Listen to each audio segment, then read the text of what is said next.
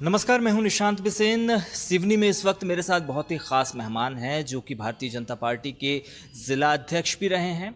लंबे समय से राजनीति में अपना काम कर रहे हैं, भारतीय जनता पार्टी के विभिन्न पदों पर रहे हैं, दायित्वों पर रहे हैं और इस वक्त सिवनी विधानसभा से भारतीय जनता पार्टी के दावेदार के तौर पर भी देखे जा रहे हैं। मेरे साथ है सुजीत जैन जी। सुजीत जी, आपका बहुत बहुत स्वागत है बंसल न्यूज़ पर। जी, जिस तरीके से भारतीय जनता पार्टी इस बार नए चेहरों को मौका दे रही है, हमने देखा कि जब पहली लिस्ट भारतीय जनता पार्टी की जारी हुई तो उसमें काफ़ी ऐसे चेहरे आए जो लंबे समय से काम कर रहे थे लेकिन मौका नहीं मिल पा रहा था। क्या हम उम्मीद करें कि सुजीत जैन जैसे किसी चेहरे पर भारतीय जनता पार्टी सिवनी से भरोसा कर सकती है? बिल्कुल। भारतीय जनता पार्टी ही एक ऐसा संगठन है जहाँ पे किस कार्यकर्ता को प्रदेश नेतृत्व या केंद्रीय नेतृत्व क्या अवसर देने वाला है, ये भारतीय जनता पार्टी में ही और हमारे संगठन में ही संभव। सिवनी एक ऐसी विधानसभा है जिसका अपना महत्व रहा है। यहाँ से काम करना, यहाँ पर लोगों के बीच लगातार जनसेवा करना, राजनीति करना, आपने सिवनी को ही क्यों अपनी कर्मभूमि के तौर पर चुना है और सिवनी को लेकर आपका क्या विज़न है? सिवनी मेरी जन्मभूमि है, मेरी कर्मभूमि है। सिवनी में ही मेरा राजनीतिक जीवन प्रारंभ हुआ है और लगातार सिवनी नगर अध्यक्ष के रूप में हूँ, युवा मोर्चा या भाजपा मंडल अध्यक्ष या नगर पालिका सभापति पार्षद के रूप में भारतीय जनता पार्टी का जिला अध्यक्ष रहने का भी मुझे अवसर प्राप्त हुआ है। तो निश्चित है सिवनी ही मेरा मुख्यालय है और कर्मभूमि है। जब हम सिवनी की बात करते हैं तो पेंच नेशनल पार्क हमारे दिमाग में आता है, जिसके कारण पूरे भारतवर्ष में पेंच की पहचान है। नेशनल हाईवे से भी इसकी कनेक्टिविटी है, लेकिन जब हम विकास के मोर्चे पर देखते हैं तो सिवनी का वैसा स्थान नहीं है जैसा होना चाहिए। तो कहाँ कमी रह गई है? और आपके जैसे लोग जब राजनीति में आते हैं या जनप्रतिनिधि बनने का सपना देखते हैं तो आपका पहला संकल्प क्या होगा? निश्चित सिवनी अभी तक जिन विकास की महत्वपूर्ण चीज़ों से रुका हुआ है, उसको लेकर के हम जैसे युवा कार्यकर्ताओं में, युवा नेतृत्व में अपने ज़िले को लेकर बहुत कुछ करने की ललक है। और निश्चित धीरे धीरे सने सने कहीं ना कहीं सिवनी को वह स्थान मिल रहा है। अगर हम पर्यटन स्थल के रूप में देखें तो सिवनी हमारा पेंच कान्हा ऐसे कॉरिडोर के बीच में है। सिवनी 4 लेन स्वर्णिम चतुर्भुज के बीच में है। जबलपुर नागपुर जैसे महानगर हमारे सिवनी की पर्याप्त एक सी दूरी में है।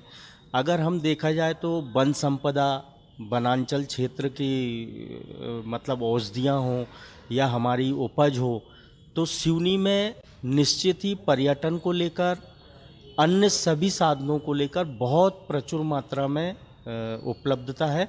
और मैं ये मानता हूँ कि सिवनी अगर हम देखा जाए जबलपुर संभाग की दूरी में, तो लगभग 4 से 5 जिलों का सेंटर पॉइंट है, जंक्शन है।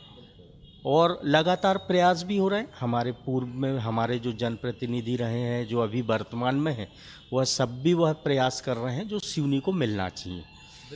अगर इसके अलावा हम बात करें सिवनी ज़िला मुख्यालय की, सिवनी विधानसभा सीट की बेहद महत्वपूर्ण है, चूँकि ये डिस्ट्रिक्ट प्लेस है। यहाँ के जनप्रतिनिधि का अपना अलग दायित्व है, अलग जिम्मेदारी है।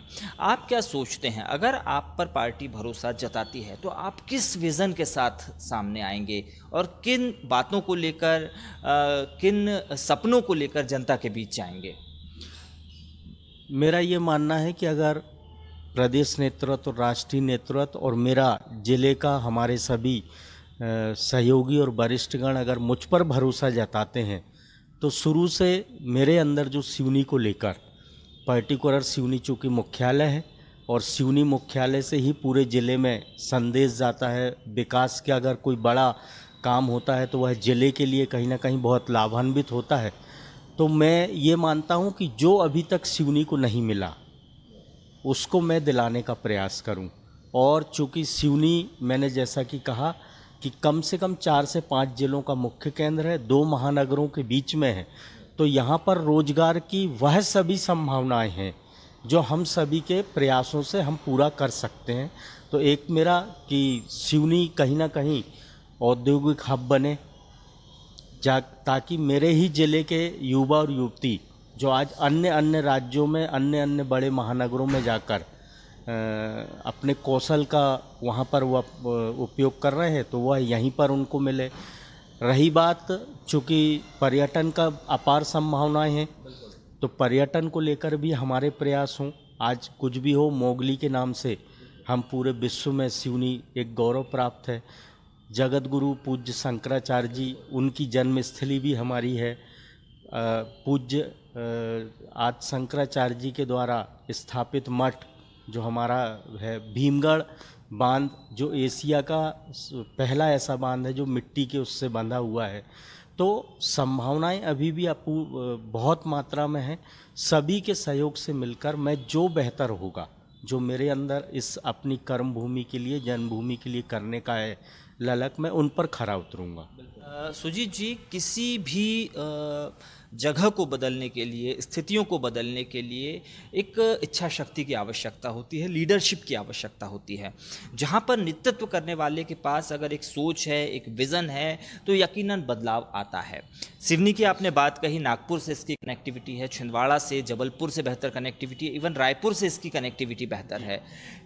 जब सारी जगह से कनेक्टिविटी है, तो रोज़गार को लेकर आपका क्या सोचना है? क्योंकि हम देखते हैं कि एक बड़ा तबका पलायन कर हैदराबाद चला जाता है, या नागपुर चला जाता है, या छत्तीसगढ़ के शहरों में जाता है। तो इसको लेकर आपका क्या सोचना है? रोज़गार स्थानीय स्तर पर कैसे दिलाया जा सके?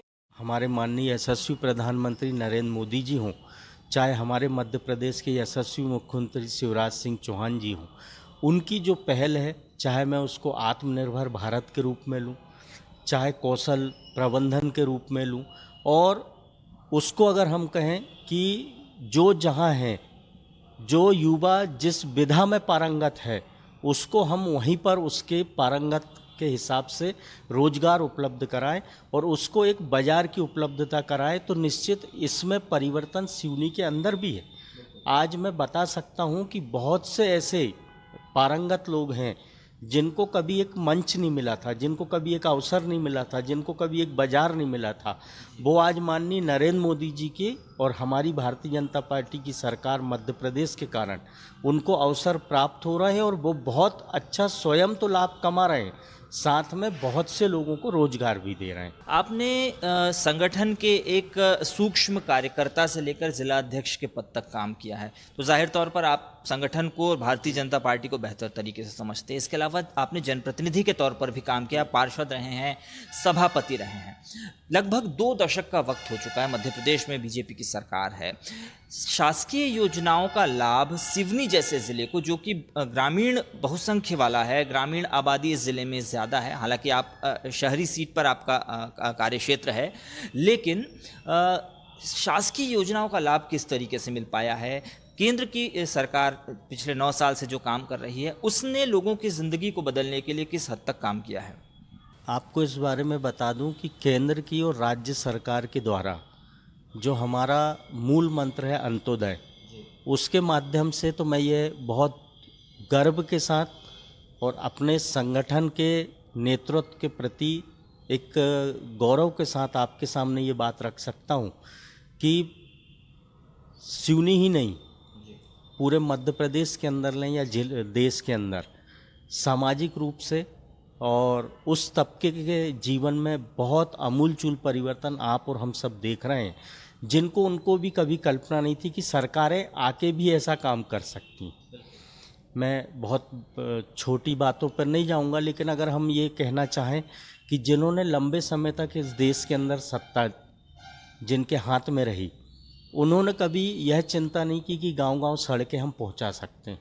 उन्होंने कभी ये चिंता नहीं की कि गांव के अंदर शिक्षा, स्वास्थ्य, किसान को पानी, किसान को बिजली, जो गरीब हैं जिनके मकान कच्चे हैं उनको पक्के मकान, जिनके बच्चे पढ़ने में पारंगत हैं, अगर उनको बहुत अच्छी शिक्षा मिल जाए तो वो भी अपने जीवन में परिवर्तन ला सकते हैं।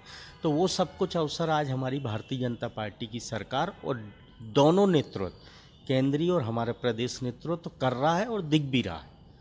सुजीत जी, लोकतंत्र के महायज्ञ में अब युवाओं की भूमिका काफ़ी बढ़ गई है और सरकारों के निर्धारण में, चुनावों के जीतने हारने के किस्से में युवाओं का बड़ा अब महत्वपूर्ण योगदान है। तो युवाओं को आकर्षित करने के लिए सुजीत जैन साहब की क्या योजना होगी? कैसे वो उनकी पसंद के राजनेता बनकर उभर सकते हैं?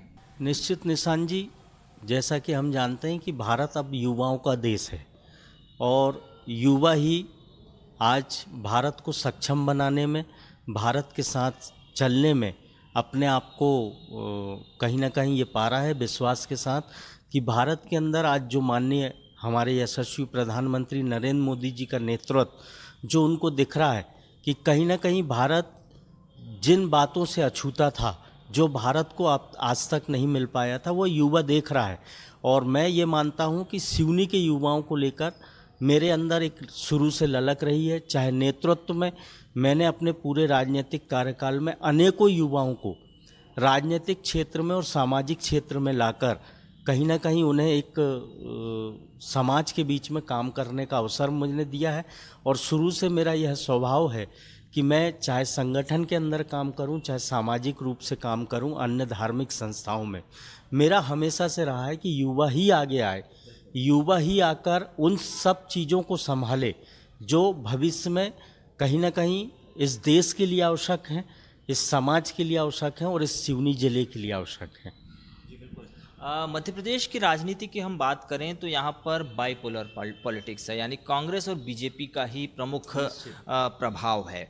और हम देख रहे हैं कि दोनों ही दल विधानसभा चुनाव को लेकर काफ़ी मेहनत कर रहे हैं, निचले स्तर तक मैनेजमेंट स्थापित करने में लगे हुए हैं, चाहे वो बूथ लेवल तक हो। बीजेपी तो इससे भी आगे है, आप तो पेज प्रमुख जैसी जिम्मेदारियों पर भी काम कर रहे हैं, त्रिदेव आपके काम कर रहे हैं। तो इलेक्शन में जाने से पहले एक मानसिक लड़ाई दोनों पार्टी लड़ रही है, यानी ये कहा जा सकता है कि मैदान की बजाय ये लड़ाई इस वक्त दिमाग से लड़ी जा रही है, या फिर एक माइंड गेम इस वक्त चल रहा है। इसमें आप अपनी पार्टी को किस तरीके से देखते हैं? क्योंकि युद्ध में और एक तरीके से इलेक्शन भी एक लड़ाई है, जंग है, तो इसमें आपके कौन कौन से वो पैतरे होंगे, कौन से वो दाव होंगे, कौन से वो नुस्खे होंगे जिससे आप बेहतर तरीके से खुद को स्थापित कर पाएँ? इस बात को लेकर मैं आपसे बहुत आत्मविश्वास के साथ ये कह सकता हूँ कि भारतीय जनता पार्टी की हमारी अपनी सरकार ने लगातार, हम जब से सरकार में आए हैं तब से हमने जो कुछ भी किया है वह जनता के सामने तो है ही, पर हम संगठन के कार्यकर्ता होने के नाते इस बात को बहुत सेवाभावी रूप में कह सकते हैं, बहुत विनम्रतापूर्वक कह सकते हैं कि भारतीय जनता पार्टी का मनोबल, भारतीय जनता पार्टी के प्रत्येक कार्यकर्ता का मनोबल बहुत अच्छी मजबूत स्थिति में है। हमारे पास नकारात्मक कोई विषय नहीं है। अन्य हमारे सामने जो दल हैं उनके पास किसी बात का कुछ भी कहने का कोई विषय नहीं है, क्योंकि मैं ये मानता हूँ कि भारतीय जनता पार्टी ने इस मध्य प्रदेश के अंदर जब से हमारी अपनी भारतीय जनता पार्टी की सरकार आई है, वह सब काम करने का सेवा भाव के रूप में हम प्रयास कर रहे हैं और लगातार उन्हें परिणामतः धरातल पर उतार भी रहे हैं। यह हमारी जीतने का सबसे बड़ा कारण होगा। चलिए, एक अंतिम सवाल मैं आपसे पूछूंगा। अगर आप सिवनी विधानसभा क्षेत्र से भारतीय जनता पार्टी के उम्मीदवार होते हैं तो कौन से वादों के साथ, कौन से संकल्प के साथ और कौन से दावों के साथ आप जनता के बीच जाएंगे? देखिए निशान जी, सबसे पहले तो भारतीय जनता पार्टी का कार्यकर्ता हूँ, जिम्मेदार कार्यकर्ता हूँ, समर्पित कार्यकर्ता हूँ। तो हमारे संगठन में दावेदारी जैसा कोई शब्द नहीं होता। संगठन का नेतृत्व प्रत्येक कार्यकर्ता को इतने बेहतर तरीके से देखता है, उसके काम करने के और उसके दायित्व के निर्वहन को प्रदेश नेतृत्व के पास सब कुछ जानकारियां होती हैं। तो रही बात भारतीय जनता पार्टी का प्रदेश नेतृत्व, तो मेरे ज़िले के सभी अपने वरिष्ठ अगर मुझ पर भरोसा जताते हैं, तो जैसा कि मेरा स्वभाव रहा है कि बोलना कम, काम करके ज़्यादा दिखाना, तो निश्चित जो ललक मेरे अपनी सिवनी के लिए मैंने आपको अभी पूर्व में बताया है, वह है और उससे बेहतर ही मैं खरा उतरूंगा, उससे बेहतर ही बहुत कुछ करके दिखाऊंगा, ऐसा मैं आपके माध्यम से संदेश भी देना चाहूँगा। तो बिल्कुल सिवनी क्षेत्र में लगातार काम कर रहे, आत्मविश्वास से भरे हुए और ये कहने वाले कि वो काम में विश्वास रखते हैं, बोलने में कम, लेकिन जब उन्होंने हमारे सवालों का जवाब दिया तो बहुत खूबसूरती से दिया। उनके विचारों की स्पष्टता बिल्कुल क्लियर है और एक उनका अनुभव भी उनकी बातों से झलकता है। जिस तरीके से उन्होंने एक सामान्य कार्यकर्ता से लेकर जिला अध्यक्ष तक का सफ़र तय किया है, पार्षद वो बने, नगर पालिका में वो सभापति बने, तो उनका अनुभव उनकी बातों से दिखता है। सबसे बड़ी बात यह है कि सुजीत जैन साहब से जब हमने बात की तो उनके अंदर एक भाव दिखा जनसेवा का। हमने देखा कि चाहे वो जब धार्मिक क्षेत्र में काम करते हैं, राजनीति के क्षेत्र में काम करते हैं, तो पूरे प्राणपण से करते हैं, यानी कि पूरे भावना के साथ, पूरे सेवा भाव के साथ वो जनता के लिए कुछ कर गुजरने की इच्छा रखते हैं। यही कारण है कि वो मानते हैं अगर उन्हें बीजेपी अपना प्रत्याशी बनाती है तो यकीनन वो पार्टी के भरोसे पर खरे साबित होंगे। नमस्कार।